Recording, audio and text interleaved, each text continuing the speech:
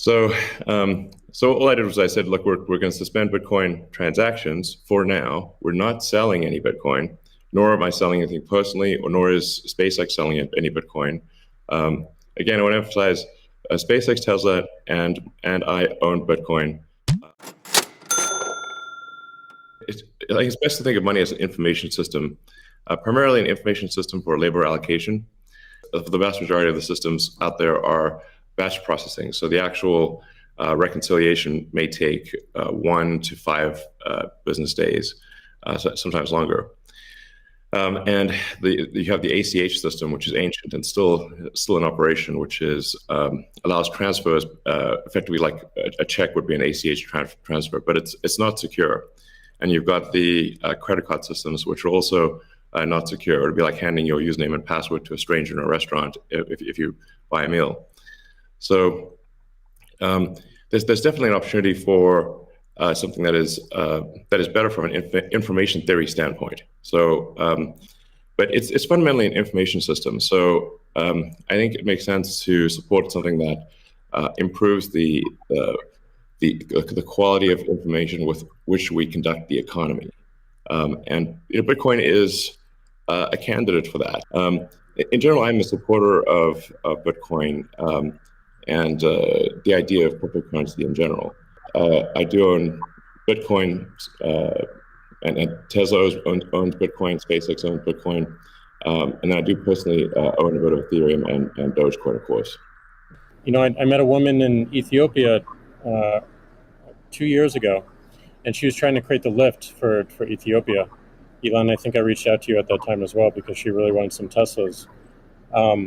She still has to take paper fiat cash from her passengers and pay all of her drivers in the same way because there's no monetary system that she can utilize. There's nothing digital.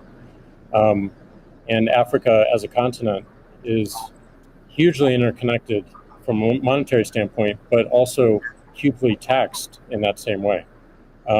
So a lot of the potential that I see, the internet having a native currency helps her build her business in a much faster way. And so the store of value, this idea that purchasing power will go up over time if demand rises relative to supply ultimately fixed at 21 million units.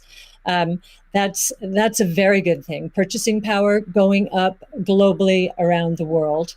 And this idea that it's a hedge against confiscation of wealth. And that can take place in a myriad of ways.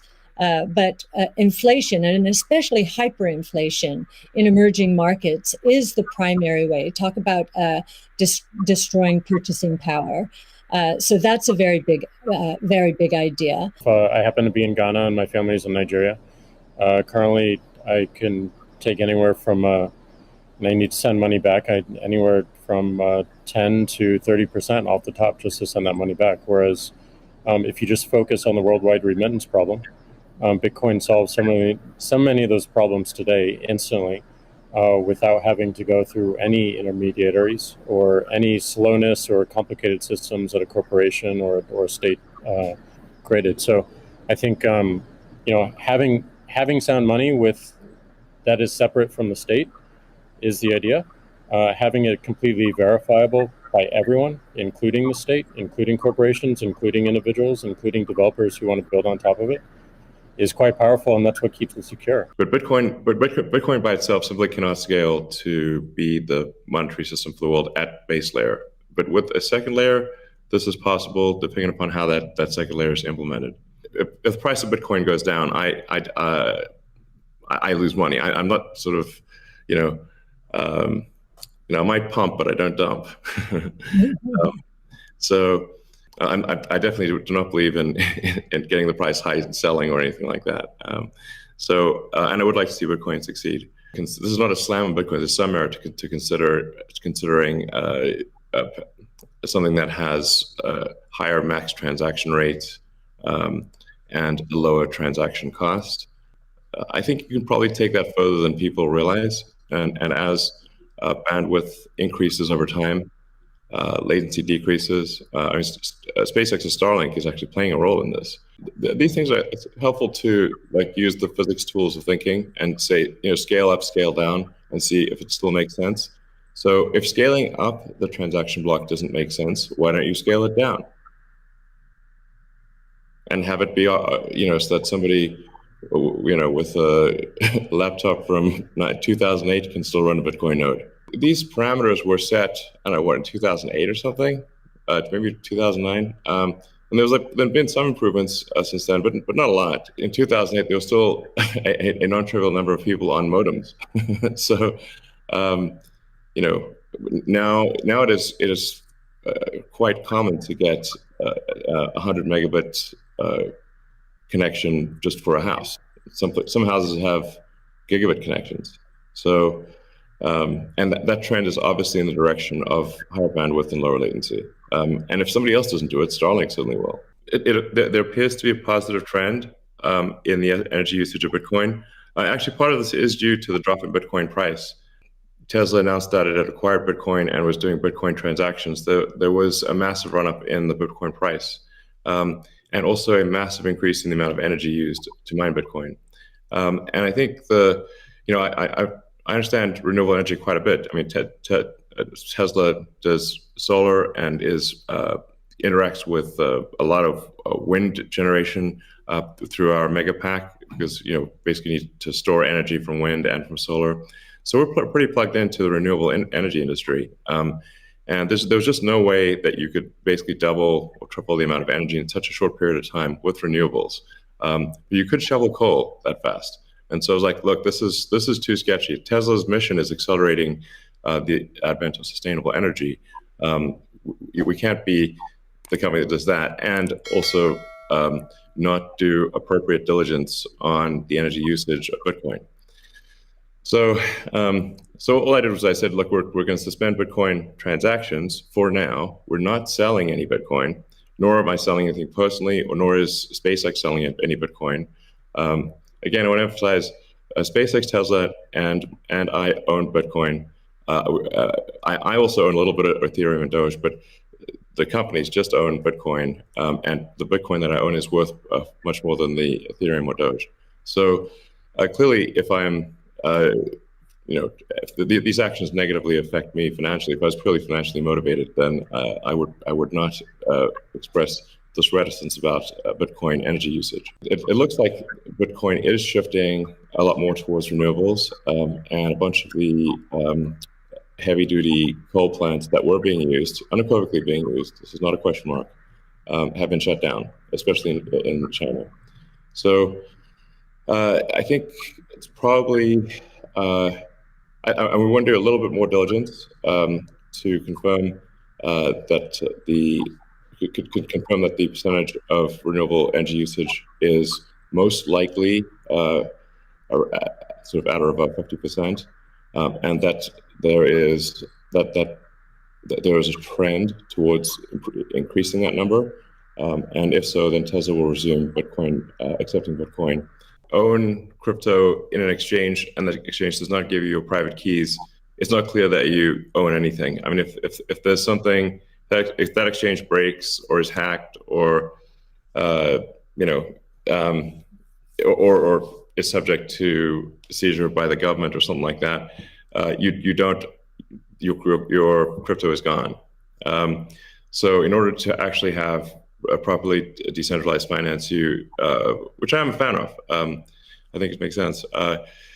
Then you have to own your private keys, and you should be the only one who has your private keys. So if you're the only one who has the private keys, then you own it. If someone else has your private keys, effectively they own it too, and the security of your crypto is then dependent upon them or any entity that can affect them.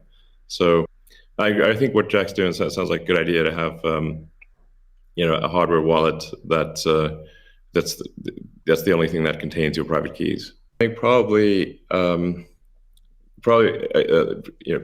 crypto or at least some of the cryptocurrencies will make the future better, most likely. It's not, I always think of these things in terms of probabilities, but I think it's probably better for there to be a prosperous Bitcoin, Ethereum, Dogecoin, maybe some others in the future.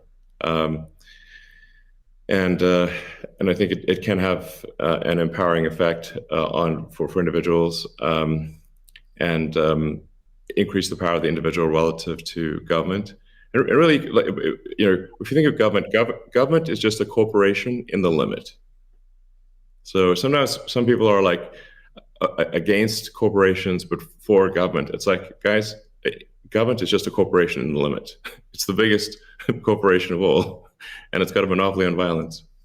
So if you don't like corporations, you should really hate government. Well, I guess the first piece of advice is, just make sure, and I actually learned this after both Square and Tesla put Bitcoin on their balance sheet. The Bitcoin is being treated as an intangible asset. And so we need to get FASB to reconsider this, because with an intangible asset, if the asset goes up in price, it can't be marked up on their books. But if it goes down, it must be marked down. So, there's some asymmetry there, which is, we need to change that given what we believe Bitcoin is. Deflation, I think, is going to be a real thing.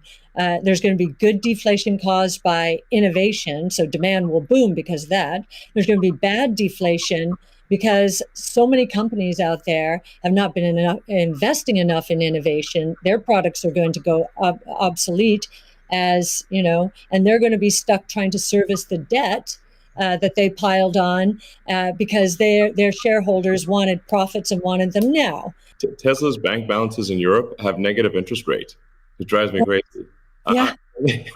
Technically, if you've got like 2% inflation on 1% interest, you're technically minus 1% return. But nonetheless, it is quite annoying to just see your bank balance drop in real time in Europe. Europe has negative interest rates. This is insane. Yeah. Paying the banks to hold the bank to keep your money. I'm like, what? It is crazy. Like, what? We definitely move that into Bitcoin. Yeah, I think that the Bitcoin network is beautifully designed as a protocol in the way it works. It went after a single problem, and it does in an absolutely astounding way. But I think the endpoints of people getting into it is still a little bit confusing. So I think the more energy we spend on wallets and making sure that wallets are simple and accessible and they're non-custodial as well. Yeah. I think the best example of this that I know of is probably this wallet called Moon, and it's just simple, straightforward. It's it does an amazing thing with key management that my mom and friends new to Bitcoin can understand. Does amazing in storage, and it also has a very clever implementation of Lightning, so that you can use it in a transactional way without having to think about it. Just with QR codes in a way that makes sense. So more work like that, I think, really brings us forward. My hope is that it creates world peace, or helps create world peace. Elon said it earlier, we have all these monopolies of violence, and the individual doesn't have power. And the amount of cost and distraction that comes from our monetary system today is real, and it takes away attention from the bigger problems. Some of the bigger problems that Elon is trying to solve, like get us to a multi-planetary humanity. All these distractions that we have to deal with on a daily basis take away from those bigger goals that affect every single person on this planet, increasingly so. So it may sound a little bit ridiculous, but you fix that foundational level and everything above it improves in such a dramatic way. So it's going to be long term, but my hope is definitely peace.